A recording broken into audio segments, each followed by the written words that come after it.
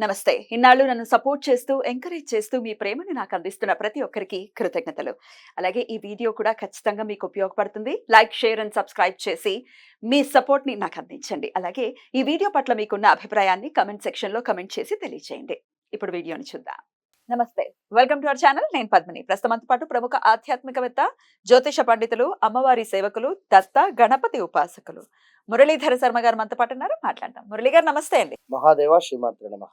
July మాసం వచ్చేస్తోంది. English మాసం. అలాగే జూలై 6వ తారీఖు నుంచి ఆషాఢ మాసం కూడా ప్రారంభం కాబోతోంది. అయితే జూలై 1 నుంచి ఒకవేళ మనం చూసుకుంటే ఎట్లా ఉండబోతుంది ఈ జూలై మాసం మొత్తం కూడా? మాస ఫలితాలు ఒక్కసారి మీ ద్వారా తెలుసుకోవాలని అనుకుంటున్నాను. ద్వాదశ రాశులకి కూడా గోచారం ఎలా ఉంది, మరి ఎట్లాంటి పరిస్థితులు ఉండబోతున్నాయి ద్వాదశ రాశుల వాళ్ళకి, ఎలా ఉండబోతోంది ఈ మాసం అంతా ఒక్కసారి మీ ద్వారా మురళి గారు. తప్పకుండా అమ్మా. ప్రతి వీడియోలో కూడా మనం ఇంట్రో ఇవ్వడం జరుగుతున్నది. గ్రహచారం వేరు, గోచారం లేదు అనేటువంటి విషయాన్ని గమనించుకోండి. ఇక్కడ కొన్ని సందర్భాలలో తప్పకుండా కూడా ఒక 36 ఇయర్స్ తర్వాత మరలా 36 ఇయర్స్ తర్వాత ఒక సైకిల్ అనేటువంటిది రన్ అవుతూ ఉంటుంది.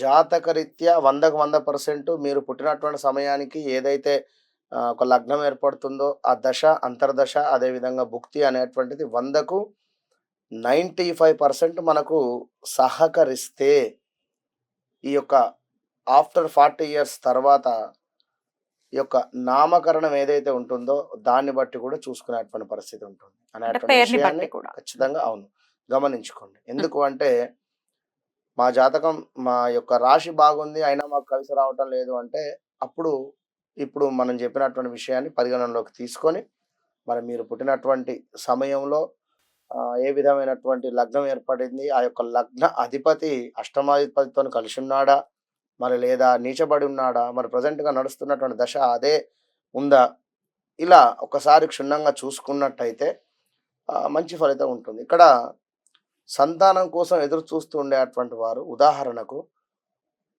పంచమ దృష్ట లేదా పంచమాత ఏ గ్రహం ఉంది, పంచమాధిపతి ఎవరు అనేటువంటిది మనం చూసుకోవాలి. మరి ఆ దశ నడవనంతసేపు కూడా అయ్యో మాకు పిల్లలు కావటం లేదు. ఇప్పుడు తులారాశి వారు ఉన్నారు. వారికి 8వ స్థానంలో గురువు రన్ అయ్యేటువంటి పరిస్థితి ఉంది. గురుబలం తక్కువ ఉంది. వారికి ఇప్పుడు పిల్లలు అయ్యేటువంటి ఛాన్స్ చాలా తక్కువ అంటున్నాం ఇక్కడ. కానీ వారి జాతక రీత్యా పంచమ దశ అంటే పంచమాత ఉన్నటువంటి గ్రహము ఈ యొక్క దశలో కానీ అంతర్దశలో కానీ భుక్తులు కానీ నడుస్తూ ఉన్నట్టయితే వారికి కొన్ని రెమెడీస్ కానీ ఈ విధంగా మీరు ఉన్నట్టయితే మంచి ఫలితం ఉంటుంది అనేటువంటి విషయాన్ని చెప్పడం జరుగుతుంది. ఇట్లా అన్ని జాబ్ రిలేటెడ్ కావచ్చును, ఒక వివాహం రిలేటెడ్ కావచ్చును,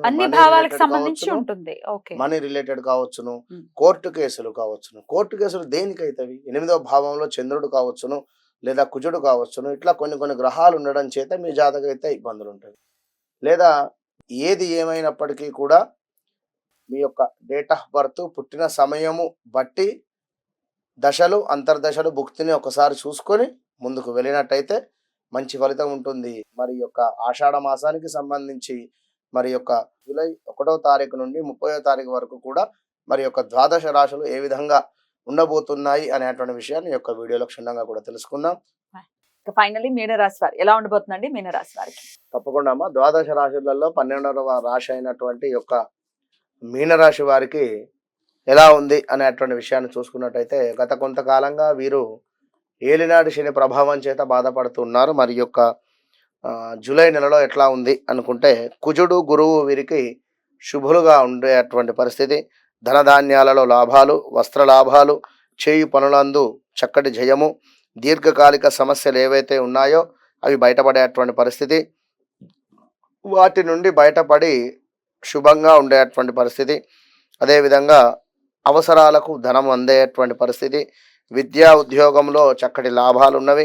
నూతన పనులు ఆరంభించుట, మంచి వారితో స్నేహము చేయుట, బంధువులకు సహాయం చేయుట, మనస్సునందు చురుకుతనముతో కుటుంబముతో తీర్థయాత్రలు చేయుట, గృహమునకు అలంకార వస్తువులు కొనుట. మొత్తం మీద ఈ యొక్క నెలలో కళ్ళు మూసుకొని చెప్పేటువంటి విషయం ఏమిటయ్యా అంటే మీనరాశి వారికి బాగుంది అని. మరి ఇంకా కూడా చూసుకుందాం. చాలా కాలంగా పడినటువంటి శ్రమ ఫలించేటువంటి పరిస్థితి. అనుకున్న పనులు అనుకున్న సమయానికి పూర్తి చేస్తూ ఉన్నారు. ఆర్థిక వ్యవహారాలు గతం కంటే పుంజుకుంటూ ఉన్నాయి. కొన్ని వ్యవహారాలలో అంచనాలు నిజమవుతూ ఉన్నాయి. నిరుద్యోగులకు అందినటువంటి సమాచారం కొంత సంతోషం అందిస్తూ ఉన్నది. దూరపు బంధువుల నుండి శుభకార్య ఆహ్వానాలు అందుతూ ఉన్నాయి. సోదరులతో భూ వివాదాలు ఒక కొలిక్కి వస్తూ ఉన్నాయి. గృహ నిర్మాణ పనులు ప్రారంభిస్తారు. కుటుంబ సభ్యులతో చక్కగా కూడా సఖ్యత వ్యవహరిస్తూ ఉన్నారు. వృత్తి వ్యాపారాలు మరింత పుంజుకుంటూ ఉన్నాయి.